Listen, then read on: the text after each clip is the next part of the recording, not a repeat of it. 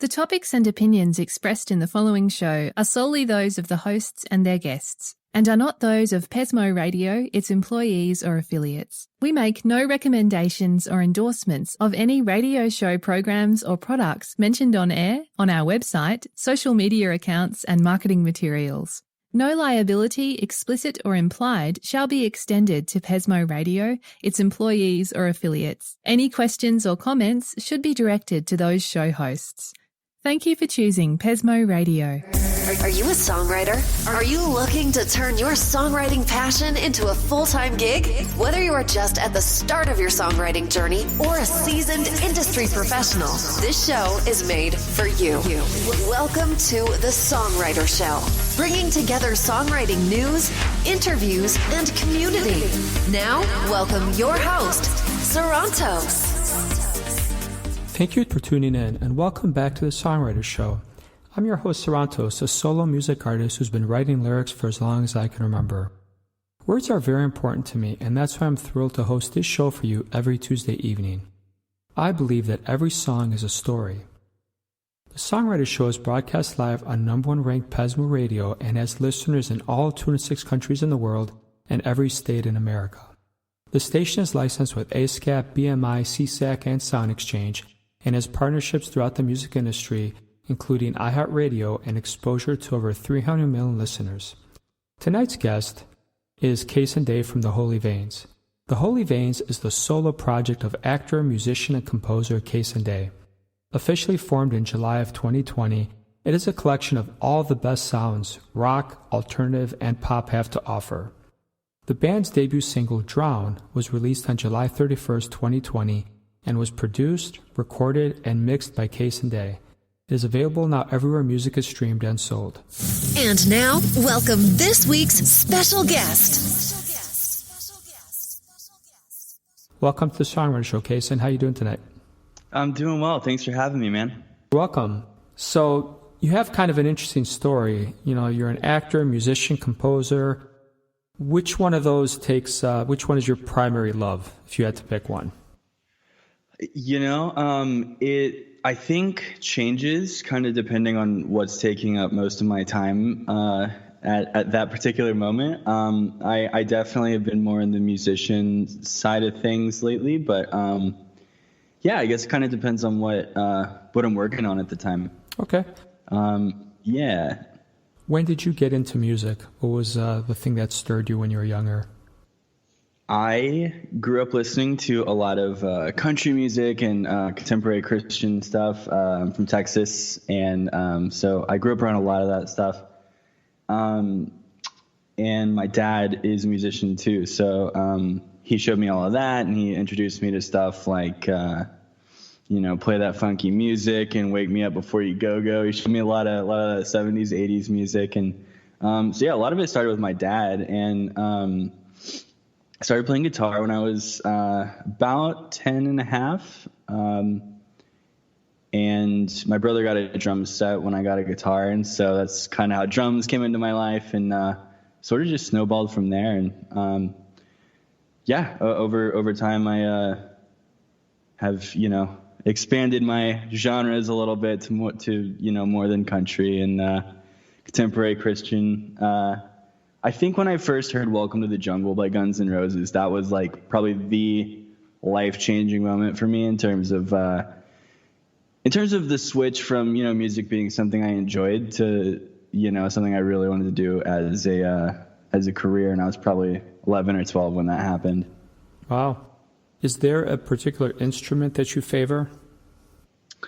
I think that also is kind of whatever mood I'm in. I love playing drums for I've done some instrumental music in the past. I've done some kind of progressive metal stuff.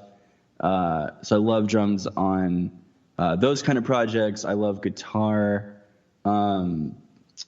I do musical theater as well, and I love playing piano for that stuff. And I think it kind of depends on the genre, but at the same time, I'm thrilled to, be playing anything no matter what the genre is. Okay. Tell us a little bit about your songwriting process. Do you start with lyrics, vocals, drum groove? What do you start with? Yeah, I think usually music will come to me first. It's pretty common for me to kind of come up with, maybe an idea for a riff, or maybe it's a drum beat, but it's usually something on the instrument side, and I'll record that or lay that down in some capacity. And a lot of times I'll try and find the melody first, and maybe just sing some placeholder lyrics for the time being. So I think that's how it goes most of the time.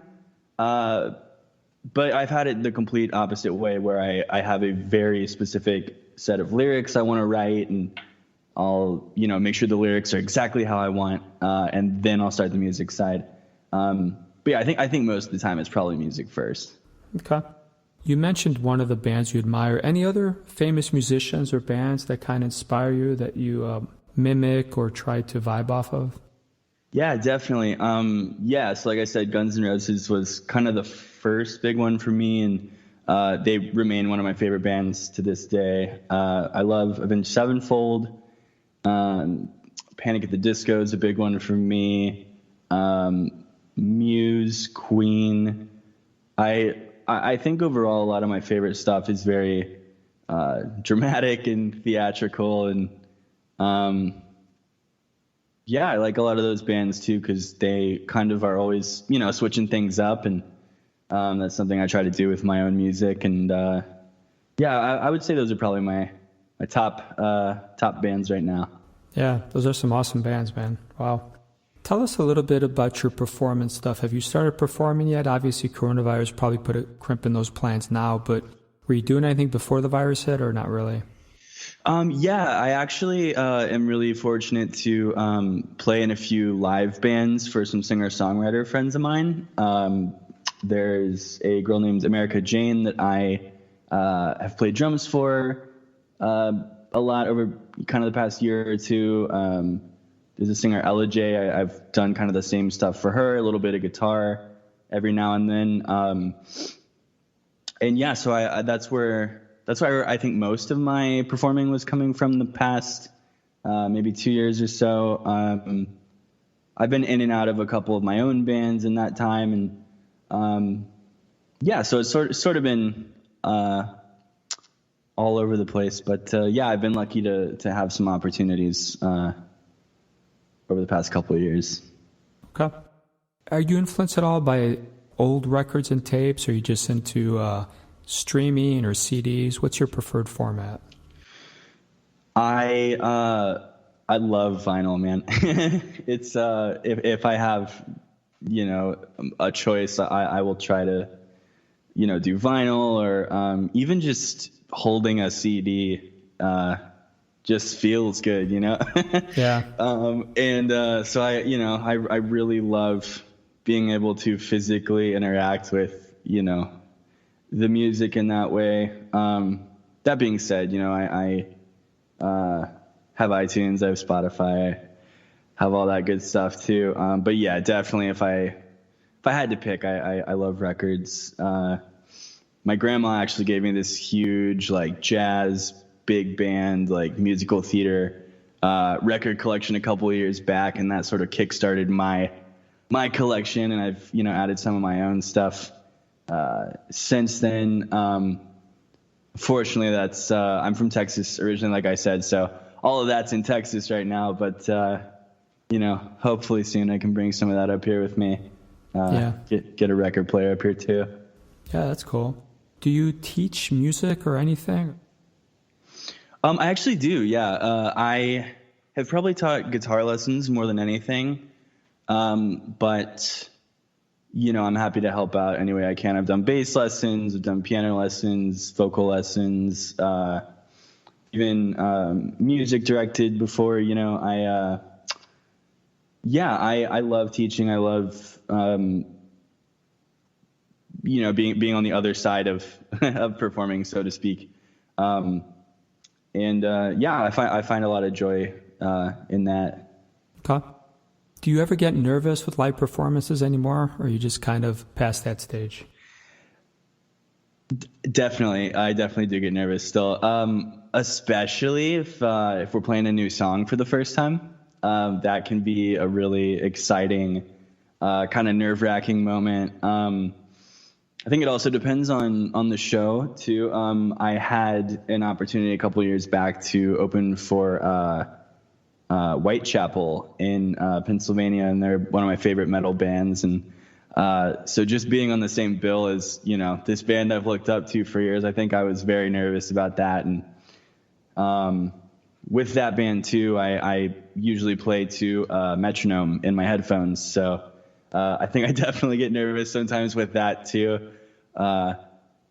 It can be an interesting challenge to try and get back on if you lose track of the metronome, So yeah, I would say it kind of just depends on the situation. Yeah. So you're using a metronome when you're doing drums or guitar or what? So usually I don't use one, but for something like that was with a progressive metal band called Fragments in Motion. I was kind of doing some filling in for them at a couple of shows. I believe their drummer was out of town for school, and so I mainly used a metronome for that because they have a lot of their synthesizer stuff and additional guitars and keys and stuff. They have a lot of that backtracked, and so that was sort of the main reason for doing that. So I don't usually use one. Definitely not opposed to it though. I've done it both ways. I think on the one hand, if the drummer or everyone's going off the drummer, basically for me, if you have a good drummer, you don't really need it, right? You could just go after everything the drummer's doing. But if you're the drummer, I can definitely see using it. Yeah, definitely. Yeah. Tell us a little bit about any competitions you've been in as a band or by yourself. Sure. Let's see. Like I mentioned earlier, I come from a musical theater background too, and kind of all throughout high school, one of my favorite parts of doing theater was there's this International Thespian Festival every year. And I believe it's usually in Nebraska. That's where it was every year when I went. But yeah, that had a big competition portion of it, and people would sort of compete in these different events, whether it's singing a duet or singing a solo, or maybe it's a group acting scene. There were a lot of different options for those. So that's I think where my competition time is, probably at the Thespian Festival, and I haven't done that many competitions on the strictly music side of things. But I'm always looking for new challenges, and I think if something came my way, I would be very excited to try it out. Yeah, sounds like it. Okay. How often do you practice? I don't feel like any of us ever practice as much as we want to. Do you just practice when the mood strikes? Do you have a set routine? Tell us a little bit about that. I wish I had a more set routine. I think a lot of times it is kind of when I'm in the mood. I definitely practice singing more than anything else. That is probably the part of performance that comes the least natural, or naturally to me. So I've definitely had to give that the most consistent attention, I think. I have been practicing guitar a lot more lately, and when I moved to New York, I think I kind of shifted more to guitar anyway, just because of the space that was available. Sure. So I've been kind of trying to practice singing more lately, practicing guitar. I don't have anything super regimented that I do when I do practice. I mean, I always try to get in some time with a metronome, no matter what I'm playing. A lot of it ends up being just kind of jamming to some songs I like, or trying to learn some songs I like. So Yeah, I guess it's kind of just when the mood strikes. Do you write all your own material, or do you ever collaborate with people? What's your process? For the Holy Veins, I write everything myself initially, and then for something like Drown, I had my friend Cameron Bishop come in, and he actually wrote. There's sort of a funk bass, kind of slap bass part during one of the instrumental breaks, and he wrote that and co-produced the song with me. And that's, one really cool part, I think, of having a solo project is I can ask for the help when I want it. Yeah, absolutely. Yeah. So he's been really great to work with. The singer for one of my other bands, his name's Tillett St. James. I'll definitely bounce stuff off of him too. And my mastering engineer and I went back and forth a little bit on some stuff. And I think officially I write everything myself, but I'm always trying to bounce stuff off my friends or people I've worked with. I definitely love collaborating, even if it is something like a solo project. That's one of the most fun parts to me of this whole thing is, collaborating with people. So tell us a little bit about this song we're going to hear in a couple of minutes. What inspired it? What do you want us to take from it? Yeah. So I think I came up with the initial intro riff probably 5 years ago, 6 years ago. It's fairly old. I think in terms of, the riffs I still have laying around. I think I got the initial idea for that riff from a Muse song, actually, called Dead Inside. There's sort of this, like, pre-chorus section in that song where they kind of have this kind of funky staccato, like, lead line that they're playing. And so I wanted to do something in that kind of style. So I wrote that intro and then nothing for probably 4 or 5 years, and kind of decided to revisit it earlier this year whenever I decided I really wanted to do the Holy Veins. I was like, oh yeah, I totally forgot about that riff I had, just going through my SoundCloud, listening back to anything and everything I could find, because that's where I usually will upload my riff ideas or song ideas or anything like that. And so, I went and found that riff, came up with some lyrics I had, had bits and pieces of over the years. And, I think once I really kind of decided where I wanted to go with it stylistically and lyrically, I think I wrote the rest of it pretty quickly. From the time of the initial riff to now, it definitely took a little while to figure it out. That's right, man. Good things are worth waiting for, right? Right, definitely. Yeah. All right, Casey, I'll tell you what, let's take a listen to this, and then we'll come back and talk for a few more minutes, okay? Cool, sounds great. All right, man, let's check this out, everybody. Here you go.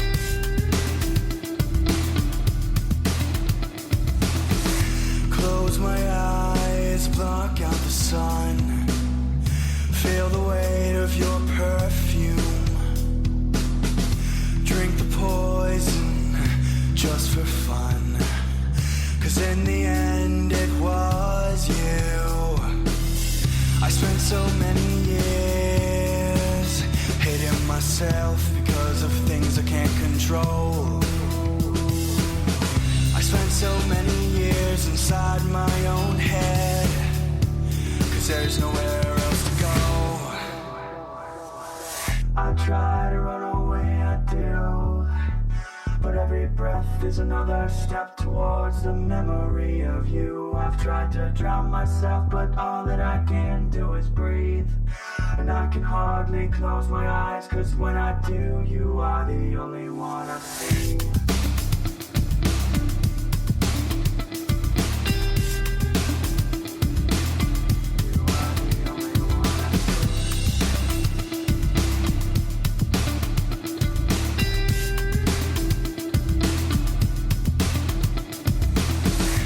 Velvet eyes, hand on the gun.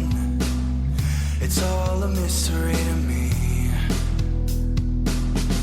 Hazel eyes, we've only just begun. I'm broken down, what else do you want from me? I spent so many years hating myself because of things I can't let go. I spent so many years inside my own head with nothing left to show. I try to run away, I do, but every breath is another step towards the memory of you. I've tried to drown myself, but all that I can do is breathe. And I can hardly close my eyes, 'cause when I do, you are the only one I see.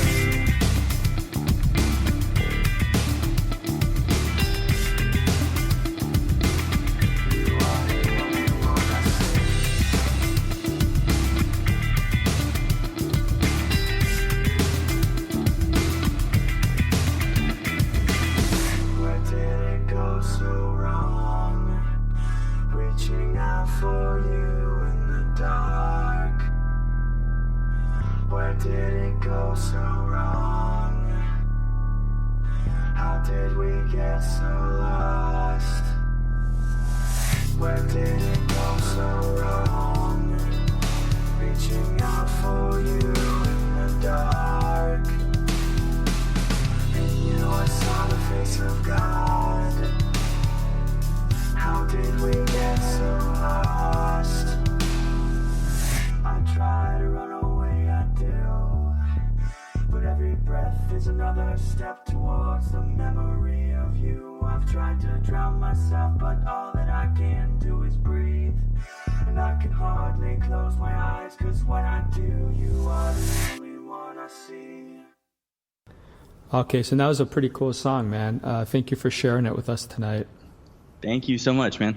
You're welcome.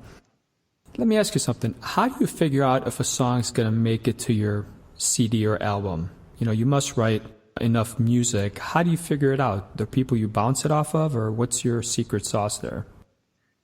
Yeah, you know, it can be tricky sometimes, 'cause you know, you get attached to things that you write, and you know, you want to try and convince yourself that everything is you know, worthy of making the cut. But Sure. Yeah, I think a really important thing is what you just said. You know, bouncing it off people, and yeah, just kind of seeing, you know, how people react.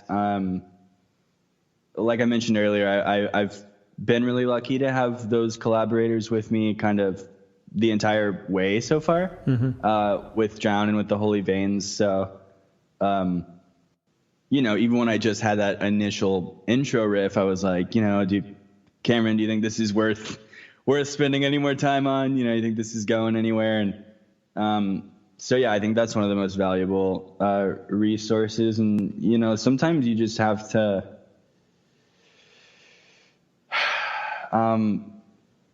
you just kind of have to see what what your gut feeling is. And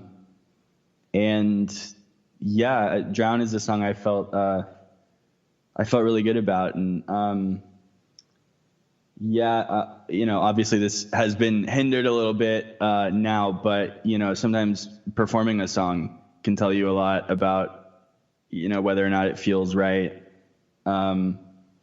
but even, I still get that, like tracking vocals or something. I feel like I can tell pretty quickly if something's not right, or, oh, this song isn't as strong as I thought it was, or, Yeah. so yeah, it can be a few different things. Yeah. Okay. I have a really important question for you.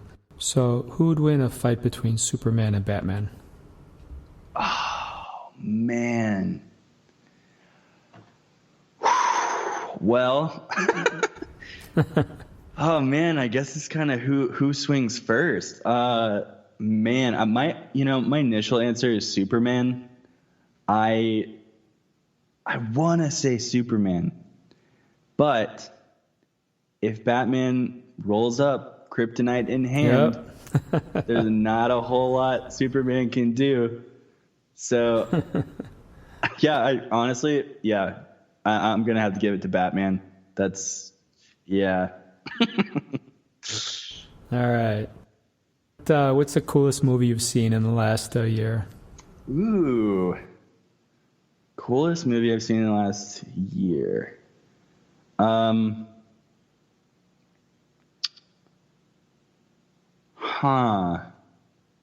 have a few different answers.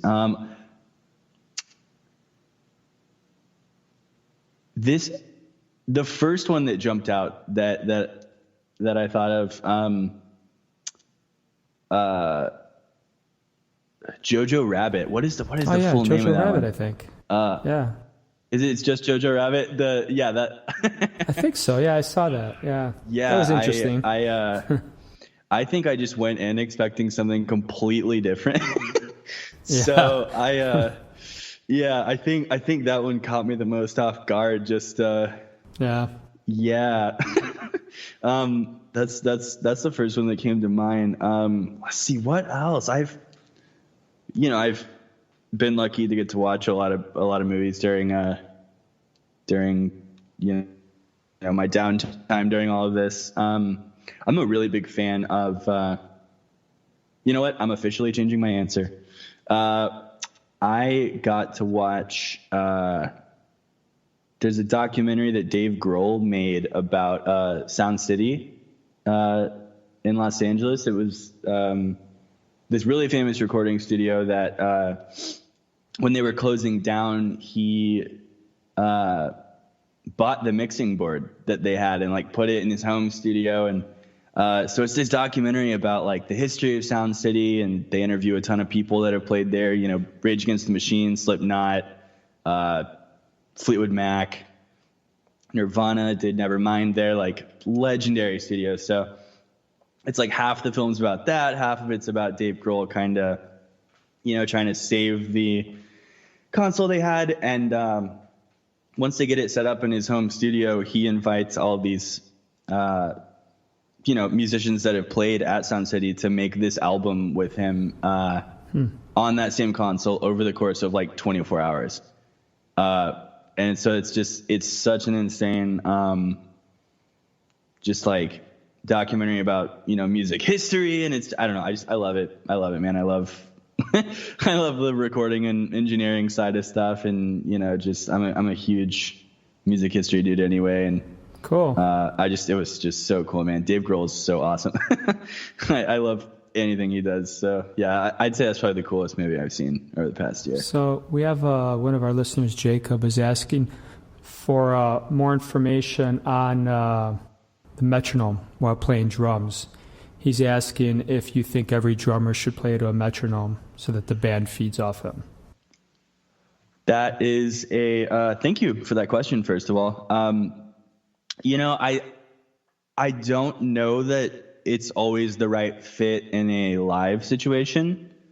I do think every drummer should practice with one for their own, for their own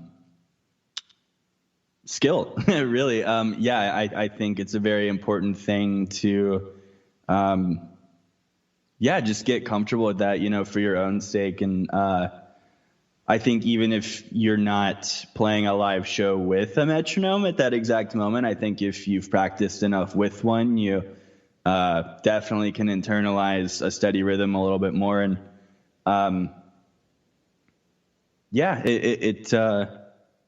So yeah, I don't know that you always need one live, but I definitely always recommend trying to get in some practice with one, for sure. Okay. One of the questions I like to ask everybody is about scams. Tell us about one that you might have fallen for, one you know about, so we can protect each other. Oh man, when I was, I think 17, I played in this metalcore band back in Houston, and we had gotten an offer to play on this, I think they called it a festival or something. It was, not really a festival. I think they were trying to hype it up a little bit, but we got put on this bill that we absolutely did not belong on. We're this like screamo metalcore band, and I think we played right after a folk singer and right before like an electronic duo, and it was just like the most, the weirdest thing. But we could not have cared less. We were so excited to get offered a show for us out of town, and anyway, so we got the offer email for that. Pretty much signed the contract they sent us without reading it. Went to play the show, and then basically, the contract that we hadn't read mentioned this whole thing about pre-sale tickets that they, of course, didn't care to make sure that we read. And anyway, we played this show and end up owing the venue like $300. Oh man. And we had signed the contract, so there wasn't a whole lot we could do. I'm pretty sure my mom had to help us out, and it was just very, very messy. And I think sometimes people do take advantage of young artists or of new artists just because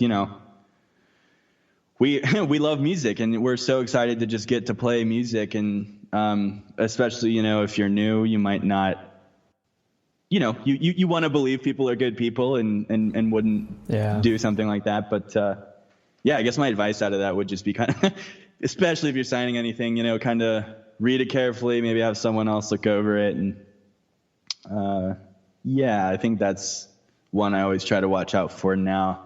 Yeah, I definitely recommend, the selling tickets thing for a gig is, that's out there. All right, my friend, tell us a little bit about your contact information. Where can people buy your music, stream it, get a hold of you? Sure.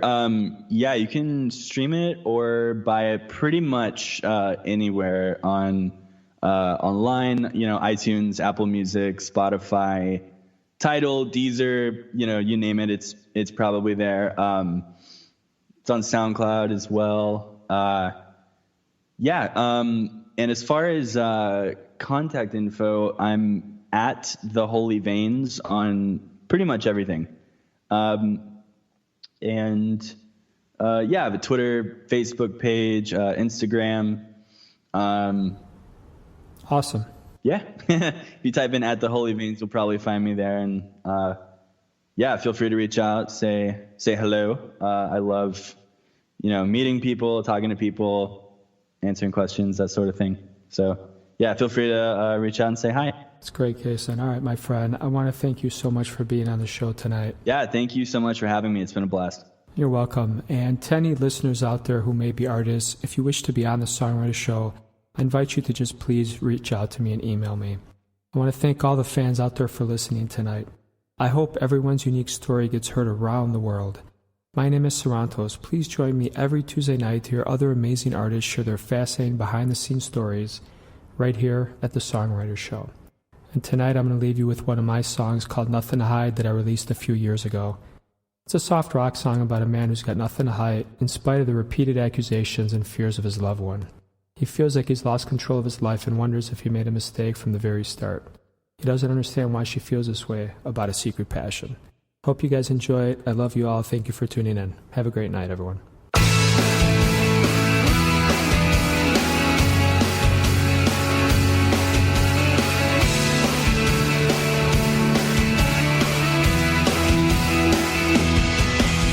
Sitting on the stairs, staring at the dark. Wonder if I made a mistake.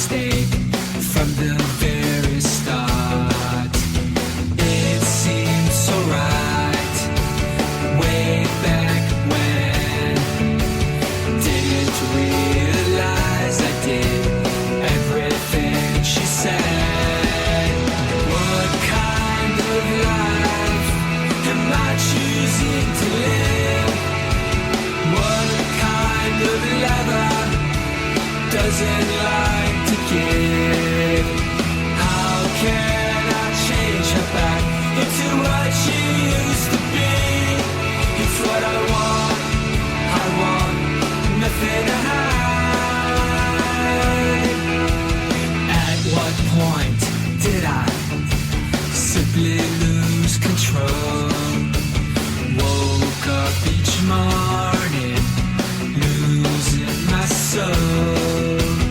When you stop believing, it's never something good. When you start to wonder, that's when you should. What kind of life am I choosing to live? What kind of lover doesn't like to give? When did I make such a big mistake? It's what I want nothing to hide. Staring at the wall, nothing left to feel. I will take it like a man, to run and hide.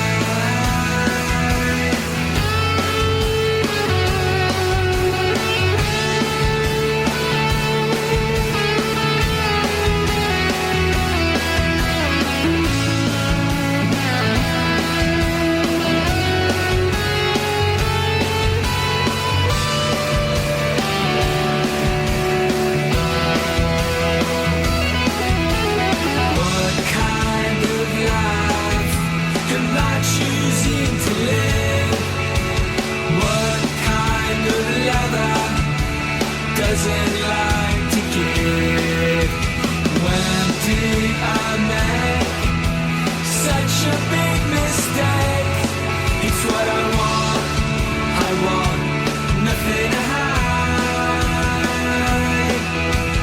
How can I change her back into what she used to be? It's what I want nothing to hide.